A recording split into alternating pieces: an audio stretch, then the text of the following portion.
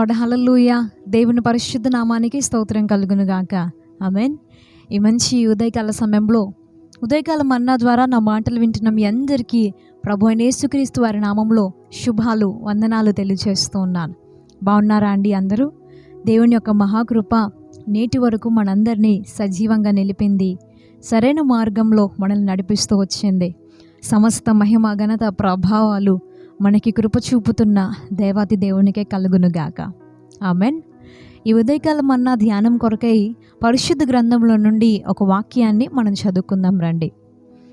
అపోస్తులుడైన పౌలు గారు తిమోతికి రాసిన 2వ పత్రిక 2వ అధ్యాయం 13వ వచనాన్ని మనం చదువుకుందాం. మనము నమ్మదగని వారమైనను ఆయన నమ్మదగిన వాడుగా ఉండును. హల్లెలూయా. మరొకసారి చదవనా అండి? మొదటి లైన్ చదువుతున్నాను. మనము నమ్మదగని వారమైనను ఆయన నమ్మదగిన వాడుగా ఉండును. ఈ లోకంలో మనం జీవిస్తూ ఉన్నప్పుడు చాలామంది మనుషుల్ని మనం చూస్తూ ఉంటాం. చాలామంది మనుషుల్ని నమ్ముతూ ఉంటాం.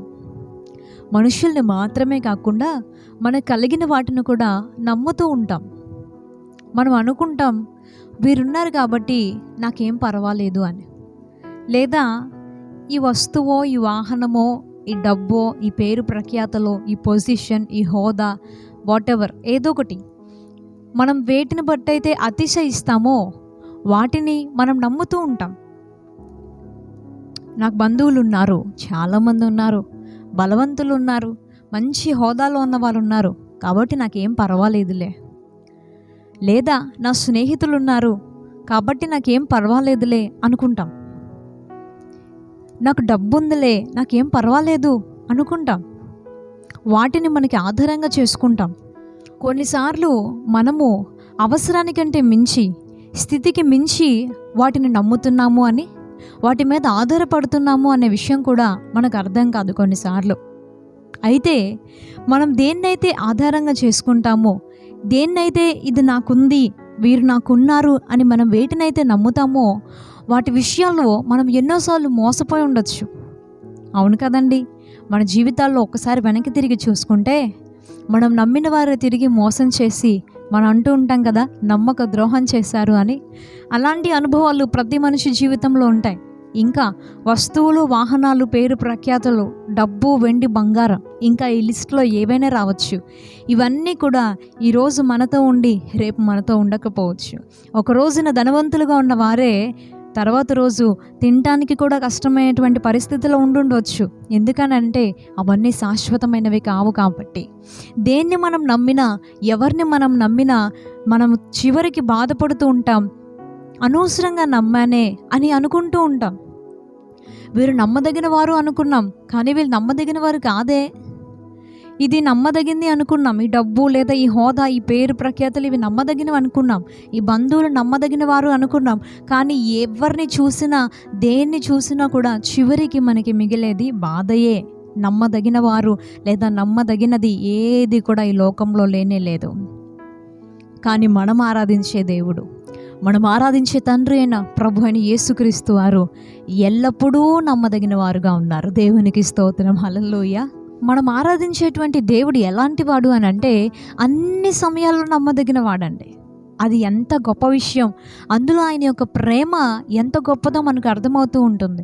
ప్రతి సమయంలో ఆయన మన జీవితంలో నమ్మదగిన వాడుగానే ఉంటాడంట. అంటే ఆయన మనల్ని నమ్మదగిన విధానంలో మనం ఉన్నా లేకపోయినా, ఇక్కడ మనం కూడా ఒక నిమిషం ఆగాలి కదండి. చాలాసార్లు మనం దేవుని దగ్గర చాలా తీర్మానాలు చేస్తూ ఉంటాం. ముఖ్యంగా శ్రమలు వచ్చినప్పుడు చాలా ఎక్కువ చేస్తాం కదండి. చాలా పెద్ద పెద్ద ప్రమాణాలు చేసేస్తూ ఉంటాం దేవుని దగ్గర. ప్రభువా, ఈ శ్రమలో నుండి కనుక నువ్వు నన్ను బయటపడేస్తే, ఈ ఒక్క సమస్యలో నుండి నువ్వు నన్ను బయటపడేస్తే ప్రభువా, ఇంకా నా జీవితంలో ఎప్పుడూ వెన్ను తిరిగి చూడనయ్యా, నీ కొరకు ఎప్పుడు నమ్మదగిన వాడిగానే నేను ఉంటాను. నీ ఎదుట ఒక నమ్మకమైనటువంటి వ్యక్తిత్వం కలిగి నేను జీవిస్తాను, నీ సన్నిధికి వస్తాను, నీ కోసం అది చేస్తాను, ఇది చేస్తాను, ఇలా వాక్యానుసారంగా ఉంటాను, వాక్యం చదువుతాను, ప్రార్థన చేస్తాను, మందిరానికి మానకుండా వస్తాను, పరిచర్య చేస్తాను, కానుకిస్తాను, ఇంకా ఏవో ఇంకెలాంటి లిస్టులో ఎలాంటి తీర్మానాలు ఉంటాయో మనకి బాగా తెలుసు. ఎందుకనంటే మనం చాలాసార్లు చేసి తప్పిపోయిన వాటిలో ఆలోచించుకుంటే మనకి చాలా కనబడుతూ ఉంటాయి. అలాంటి శ్రమల్లో మనం ఎలాగైతే తీర్మానాలు చేస్తామో వాటిని ఆ శ్రమలు తగ్గిన తర్వాత, ఆ పరిస్థితులన్నీ కొంచెం సద్దుమణిగిన తర్వాత మనం చేసినటువంటి తీర్మానాలు, ప్రమాణాలు నెరవేర్చుకోగలుగుతున్నామా? నమ్మదగిన వారిగా ఆయన ఎదుట మనం ఉండగలుగుతున్నామా? ఎన్నిసార్లు మనం తప్పిపోయామో కదా, ఎన్నిసార్లు ఆయన గాయాల్ని మరలా మనం రేపామో కదా, ఎన్నిసార్లు మరలా క్రైస్తవులు, విశ్వాసులను చెబుతూ కూడా బాహాటంగా ఆయన్ని మరలా సిలువ వేసి ఎన్నిసార్లు అవమానపరిచామో కదా. మన ప్రవర్తన ద్వారా, మాటల ద్వారా, క్రియల ద్వారా, చూపుల ద్వారా, హృదయంలోని తలంపుల ద్వారా, దేవుని వాక్యానికి వ్యతిరేకమైనటువంటి సంభాషణల ద్వారా ఎన్నిసార్లు ఆయనని బాధపరిచామో, గాయపరిచామో. ఆయన ఎదుట మనం నమ్మదగిన వారుగా ఉండము. చాలాసార్లు మనం ఆయనకి ఎంత అవిధేయులుగా బ్రతుకుతూ ఉంటామో. అయినప్పటికీ కూడా మానక మన ఎడల కృప చూపుతున్నటువంటి దేవుడు, మనం నమ్మదగిన వారం కాకపోయినా ఆయన మాత్రం నమ్మదగిన వాడుగానే ఉన్నాడంటండి. దేవునికి మహిమ కలుగునుగాక. హల్లెలూయా. ఎంత మంచి ప్రేమ అండి ఆయనది. ఈ మాటలు మనం ధ్యానం చేసుకుంటూ ఉన్నప్పుడు కొన్నిసార్లు నాకు అనిపిస్తుంది ఏంటి అంటే, ఈ మాటలు సాధారణంగా మనం చాలాసార్లు చదువుతూ ఉంటాం, చాలామంది దైవజనులు దీని గురించి బోధిస్తూ ఉంటే మనం వింటూ ఉంటాం. కానీ కొన్ని పరిస్థితులు మన జీవితంలో ఎదురవుతాయి, కొన్ని అనుభవాలు మన జీవితంలో మనకు ఎదురవుతాయి. ఆ పొజిషన్లో ఇంకా మన పరిస్థితి ఎలా ఉంటుంది అని అంటే, ఏదైతే మనం నమ్మామో, ఎవరైతే మనం నమ్మామో అంతా కూడా శూన్యంగా, ఎటువంటి సహాయము ఏ దారిలోనూ కూడా కానరాకుండా ఉన్నటువంటి పరిస్థితిలోనికి మనం వెళ్ళిపోతాం. ఆ ఒంటరితనంలో ఇక నా వల్ల కాదు, నేనెలా చేయాలి అనేటువంటి ఆ డిస్ట్రెస్లో, అలాంటి వేదనకరమైనటువంటి పరిస్థితిలో దేవుడు ఈ వాక్యం యొక్క క్రియను మన ఎదుట కనపరుస్తూ ఉంటాడు. ఈ వాక్యము అక్షరాల మన కళ్ళ ముందు నెరవేరుస్తాడు. ఆయన మన కొరకు ప్రజల్ని వాడుకుంటారు. నమ్మిన వారు దూరమైనా, ఉన్నారు అనుకున్న వారే తిరిగి వ్యతిరేకులుగా మారినప్పటికీ కూడా ఎవరెవరినో అసలు తెలియని వారిని, మనం నమ్మని వారిని, కొన్నిసార్లు మనం లెక్కలో కూడా వేయకుండా పక్కన పెట్టేసిన వారిని తీసుకొని వచ్చి దేవుడు మనకి సహాయకర్తలుగా నిలబడతాడు. ఎందుకనంటే దేవుడు నమ్మదగిన వాడు గనక. దేవునికి స్తోత్రం. హల్లెలూయా. దేవుడు నమ్మదగిన వాడండి. దేవుడు మాత్రమే నమ్మదగిన వాడు. వాక్యం ఎప్పుడైతే క్రియారూపకంగా మన ముందు కనబడుతూ ఉంటుందో అప్పుడు హృదయపూర్వకంగా ఎంత ఆనందమో మనకు కలుగుతుందో. నిజమే కదా. దేవుడు మనల్ని పట్టించుకునే విధానం, ఆయన సన్నిధిని, ఆయన యొక్క హస్త ప్రభావాన్ని మనము స్పృశించేటువంటి విధానం మన హృదయంలో ఎంతో కృతజ్ఞతను తీసుకొని వస్తూ ఉంటుంది. ఇది కదా దేవుని కార్యం అంటే, ఇది కదా దేవుడు మన విషయంలో పట్టించుకోవడం అంటే, లక్ష్య పెట్టడం అంటే అంటూ ఎంతో కృతజ్ఞతా భావంతో మన హృదయాలు నిండిపోతాయి. ఈ మాటలు రాస్తున్నటువంటి అపోస్తలుడైనటువంటి పౌలు గారు కూడా ఎందుకు ఇలాంటి మాటను రాయగలిగారు అని అంటే, తన జీవితంలో కూడా చాలామంది మనుషులను ఆయన చూశారు. చాలామంది మనుషులతో ఆయన కలిసి ప్రయాణం చేశారు. చాలామంది ఆయనతో ఉంటారు అని ఆయన అనుకున్నారు. వారి క్రియలను బట్టి, వారు చేసినటువంటి సహాయాలను బట్టి, అంతవరకు వారు చెప్పినటువంటి మాటలను బట్టి, లేదా దేన్ని బట్టో చాలామంది మనుషుల్ని ఆయన చూసి, అనుభవాలు చూసి, అంతా చూసి ఒకసారి ఆయన అంటూ ఉన్నాడు. ఒక పేజ్ మనం యువతలకి తిప్పితే అదే తిమోతికి రాసిన 2వ పత్రిక 4వ అధ్యాయము 16వ వచనాన్ని చదివితే, నేను మొదట సమాధానము చెప్పినప్పుడు ఎవడునో నా పక్షముగా నిలవలేదు, అందరూ నన్ను విడిచిపోయిరే, ఇది వారికి నేరముగా ఎంచబడకుండునుగాక. హల్లెలూయా. చాలామంది నన్ను వెంబడించారు, చాలామంది నాతో కలిసి పరిచర్యలో కొంతవరకు సహకరించారు, కానీ నా పక్షంగా ఎవడూ నిలువలేదు, అందరూ నన్ను విడిచిపోయారు. ప్రారంభం చాలా మొదలవచ్చు, కానీ చివరి వరకు నిలిచేది చాలా కొందరే. పౌలు గారి విషయంలో అయితే ఆయన అంటున్నారు, అందరూ నన్ను విడిచిపోయారు. ఇది వారికి నేరంగా ఎంచబడుకుండును గాక. ఎంత ప్రేమ అండి దానిలో కూడా. అందరూ నన్ను విడిచి వెళ్ళిపోయారు. వాక్యానుసారంగా చూస్తే క్రీస్తు కొరకు సత్యంలో నిలబడేటువంటి ఒక దైవజనుని విడిచి వెళ్ళడం అనేది నేరంగా ఎంచబడుతుంది దేవుని వాక్యానుసారంగా. కానీ ఆ పౌలు గారి యొక్క మనస్సు అండి, ఇది వారికి నేరంగా ఎంచబడుకుండును గాక. నేరంగా ఎంచబడుకుంటే బాగుంటుంది. ఎందుకనంటే వాక్యానుసారంగా ఎవరి ప్రవర్తన విధానం అయితే నేరంగా ఎంచబడుతుందో వారికి కలిగేటువంటి ప్రతిఫలాలు మనకి తెలుసు. కాబట్టి ప్రేమ కలిగినటువంటి ఆ దైవజనుడు అంటూ ఉన్నాడు, ఇది వారికి నేరంగా ఎంచబడకుండా ఉంటే బాగుంటుంది అని.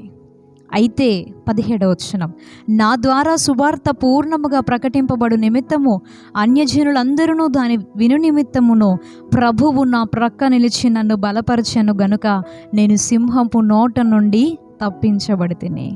నేను సింహము నోట నుండి తప్పింపబడితిని. దేవునికి స్తోత్రం, హల్లెలూయా.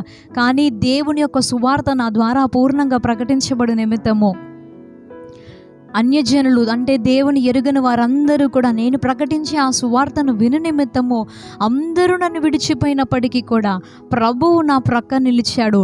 కేవలం నిలబడ్డం మాత్రమే కాదు, కానీ నన్ను బలపరిచాడు, నాకు సహాయం చేశారు. అందుకే సింహపు నోట నుండి నేను తప్పించబడ్డాను. అంటే అలాంటి భయంకరమైనటువంటి పరిస్థితుల్లో నుండి నేను తప్పించబడ్డాను.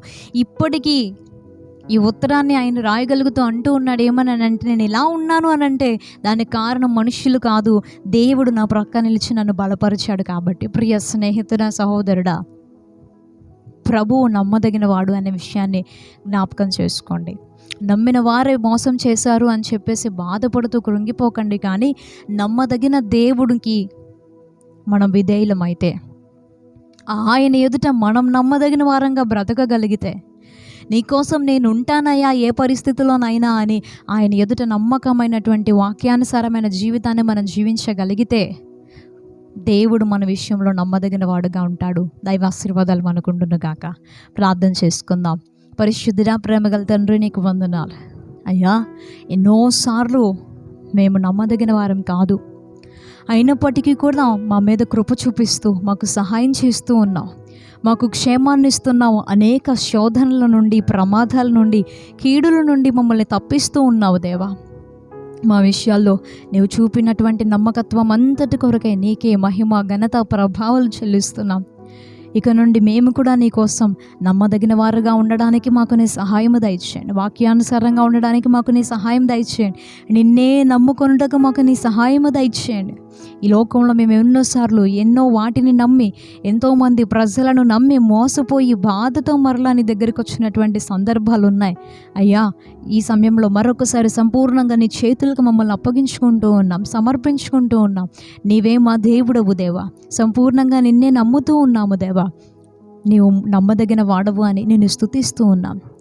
ఈ ఉదయకాల ప్రార్థనలు నాతో ఏకీభవిస్తున్న ప్రతి వ్యక్తి జీవితంలో కూడా నమ్మదగిన వాడుగా నీవుండి నీ సహాయము దయచేయమని బ్రతిమలాడుకుంటూ నజరేయుడు శక్తి కలిగిన యేసుక్రీస్తు వారి అతి శ్రేష్టమైన నామంలో ఈ ప్రార్థన మనవులు అడిగి వేడుకుంటున్నాం పరమ తండ్రి. Amen, amen. ప్రభువైన యేసుక్రీస్తు వారి నామంలో మరొకసారి మీ అందరికీ వందనాలు తెలియజేస్తున్నాను. రేపు ఉదయం ఇదే సమయానికి ఉదయకాలం మన్నాలో కలుసుకుందాం. అంతవరకు దేవుని మహాకృప మనందరికీ తోడై ఉండును గాక. May God bless you. Thank you so much. Praise the lord.